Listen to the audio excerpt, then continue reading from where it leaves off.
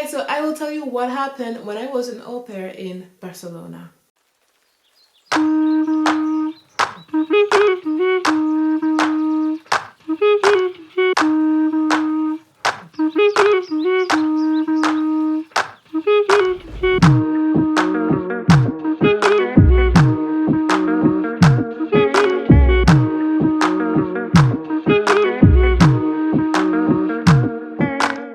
So, I'm sorry, I'm so tired. I look like shit, okay? Bear with me. I have my blanket with me. This is a blanket. I also have tea because I've been drinking tea and coffee all day.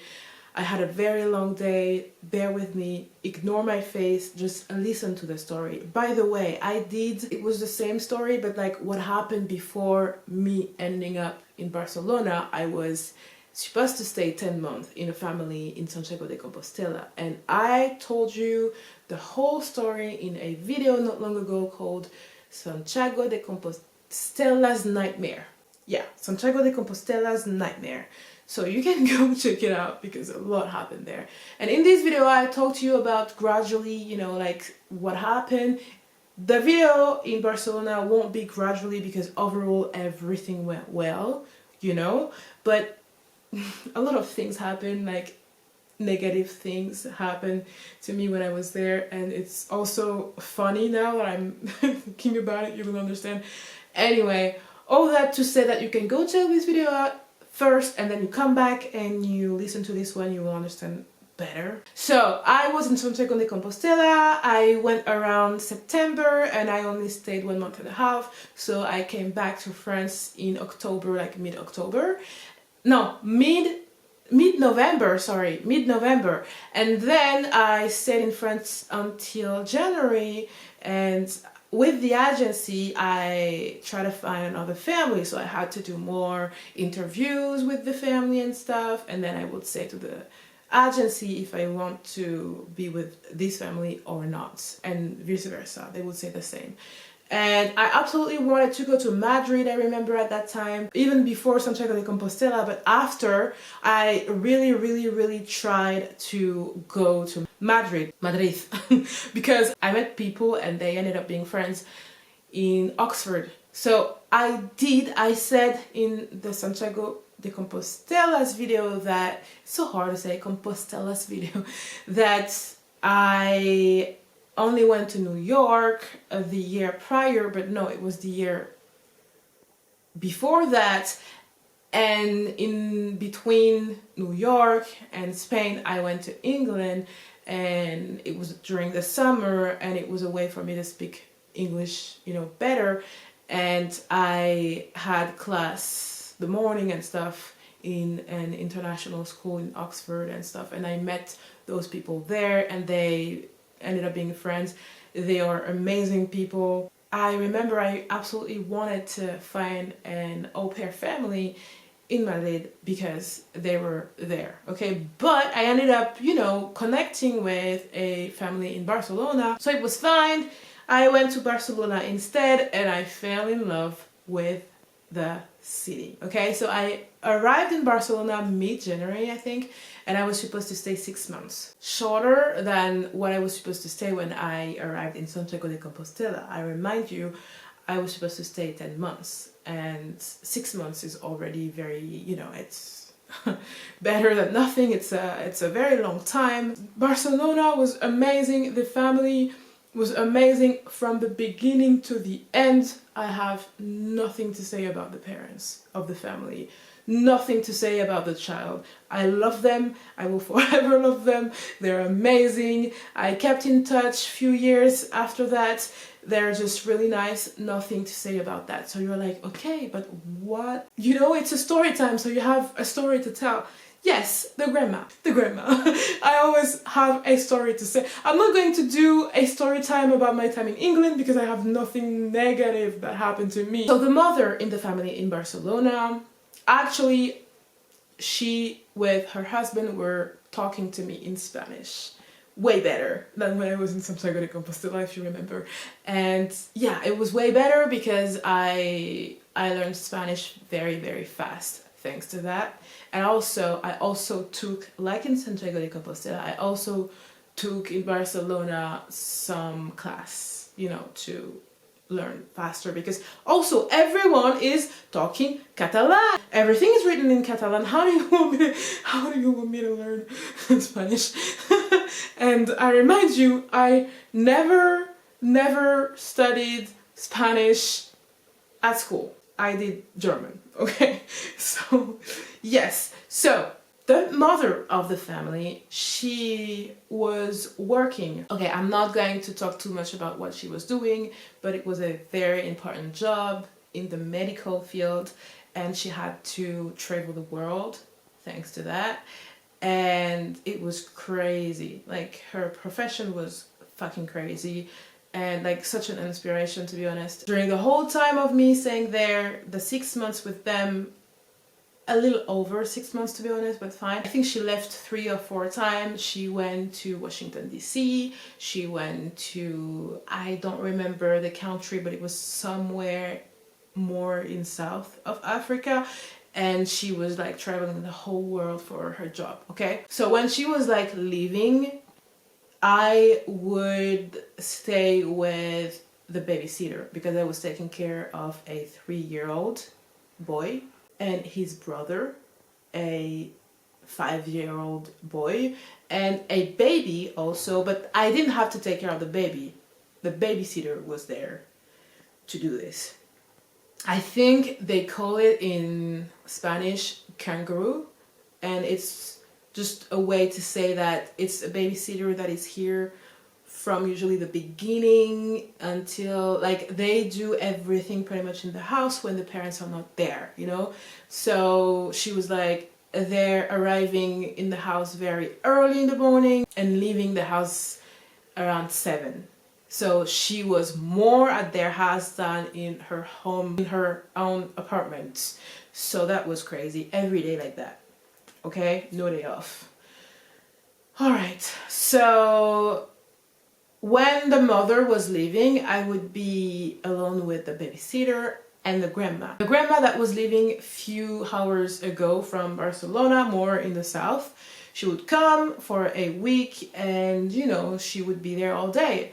And which is different because I would be alone usually all day with the babysitter, and then the mother would come at night around 7, and then the dad will come later, okay? So I would have to speak French to them. Also, I didn't say that, but in Santiago de Compostela, I had to speak French to them also. The father was speaking Catalan with the kids, and the mother was speaking Castellano, which is Spanish. All right, like the Spanish of Spain. Castellano. So with that being said, at some point the grandma arrived, okay, and she stayed there, and okay, there's a lot of things that I was supposed to do with the kids, like homework and stuff, that when the grandma would be there, it was like impossible. But I remember the mother insisted really for me to do certain things with them, you know, and of course she had expectations. But the babysitter told me it's okay to do that. When she saw me struggling with the grandma, she told me when the grandma is here, the grandma is the boss. And I was like, okay, thank you. Okay, so I let it go when the grandma is here. Good to know. I was only working a few hours, way less than when I was in Santiago de Compostela. I was working like really like 2 to 3 hours a day. I had plenty of time and I was being paid way more. Fucking crazy. When the grandma was here, I was always trying to be there, you know, to eat with her at lunch. I didn't have to because the kids would be, you know, at school. So it's fine. I didn't have to, especially, I mean, I could have like go all day and come back and she wouldn't care. I was free to do a lot of things.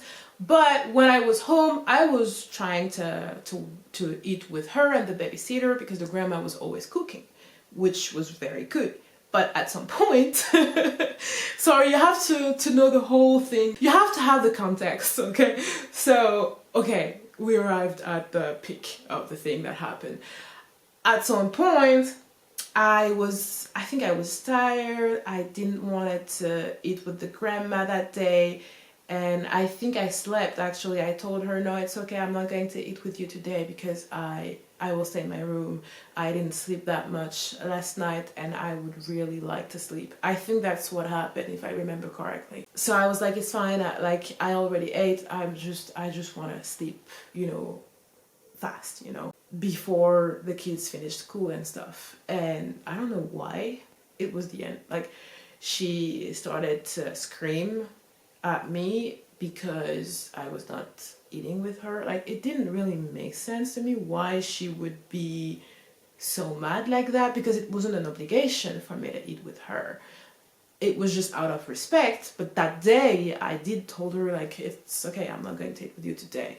But in her head, I had to. I don't know what happened, but she really took it negatively and she started to scream in Spanish, of course. At that moment, I was speaking Spanish very well. Like, not really speaking, but at least I was understanding everything. And she was like, no sé si entiendes, no sé si entiendes lo que estoy diciendo. Unfortunately, I do understand. I do, I understand what you mean. And I was trying to explain myself in Spanish, but you know, my Spanish back then, even if it was way better than when I was in Santiago de Compostela, it was still limited. So yeah, I don't know really what happened, but like, I remember she said really mean things. Like, she was like, you're ungrateful because nah, nah, nah, nah. Like, I was like, what the fuck? And then the babysitter, she was like few years older than me, and she was like laughing next to me, and she was like, what the fuck happened? And so the rest of the week, okay, like, let's say this thing happened like middle of the week, so the rest of the week she would stay for 7 days, because each time the mother would be gone for only like 7 days. She didn't speak to me the rest of the week, okay? So when the mom came back, they talked with each other in the kitchen, and me, I was in the living room. And I did say to the mom, because she was like, hey, what happened? Everything went well. And I was like, yeah, but I do have to tell you what happened with your mom. And she was like, okay, let me talk to her. And she went to the kitchen to talk to her mother, and then they started to scream at each other, and I was like, oh man. and yeah, it was fucking crazy, and I didn't really understood what I did wrong. Like I told you, I did understand Spanish back then, so I understood what they were saying with each other. And the mother was like, I did tell her that she can like do whatever she wants during the day, like she doesn't have to eat with you. And I was like, yeah, but it's not like I never once stayed with a grandma, like I just that one time. And I did tell her, like I was like, it's not, you know, it's not like I'm not respectful, like. And I said that to the mother after that, like it's not that I wasn't trying to not be respectful, it was just that one time. And the rest of the week I did eat with her, even if she was not like talking to me. I did eat with her. And I don't know, like, I don't know what happened. Like, it was not her day, I guess. I don't know. And she's a grandma, so, you know. But yeah, it was just so funny. It's funny to me right now when I think about it, but like back then it wasn't funny. And the mother was like, it's okay, it's just, I don't know, like, you didn't do anything wrong, so it's fine. So yeah. That was a crazy story. Okay, stay with me right now, because I will end up talking to you about a celebrity that I met in a discotheque when I was in Barcelona. So you want to still be here until the end of the video. Okay, so every Sunday I like to go to the port, watching the big yacht, basically. I was about to say ferry, but no, it was like yacht, so rich people. No, but like I was like just, yeah, I was watching the yacht. I don't know. But I liked who I was in Barcelona. I felt, and I always said, I feel like I met myself in Barcelona. Like it was, I don't know, it's just, Barcelona is the city in my heart. Oh yeah, so San Juan, okay. I think it's every 21st of January, and if I'm not mistaken, I'm so sorry if you're Spanish and you're like, she's saying bullshit. I think it's to celebrate like the Day of the King, if I'm not mistaken, back then. Anyway, I know it's every year, and everyone is drinking on the beach during the summer, basically. And it's a big thing. Okay, everyone is on the Barceloneta, which is the beach in the center of Barcelona. And So the San Juan, I didn't really want it to go, but like the father of the family was like, Lila, you have to go. We're not going to be here this weekend. You're going to be alone. Go. Like they were like, yeah, you have to go. You have to go out. Like they would always want me to go out to have fun. Like amazing people. I passed my driving license too. The last little story time that I will tell you. Maybe I will do a whole story time about that, but I don't have a lot more to say. So I met a celebrity. So I was outside with one of my French friend actually that I met there, and we were in a discotheque, and we went I went so much in the discotheque, but back then in Barcelona I was like all the time, every week. You could see me in a club every week, okay? It was a crazy time. In Barcelona, we can go outside the discotheque, like they give you a temp, like you know what I mean? I don't know. A stamp, I think the name. They give you a stamp and then you can go outside, you can go buy something, you can come back to the discotheque, you do whatever the hell you want. But you can go out and come back. So at some point we went out in front of the discotheque and I think we went out to smoke or something like that. I started to sing the Will I Am song. Kawaii, kawaii, kawaii, I want your body. And then there's a guy that responded to me, like singing the rest of the song, and he said, come with me, come with me, come with me, girl, let's go party.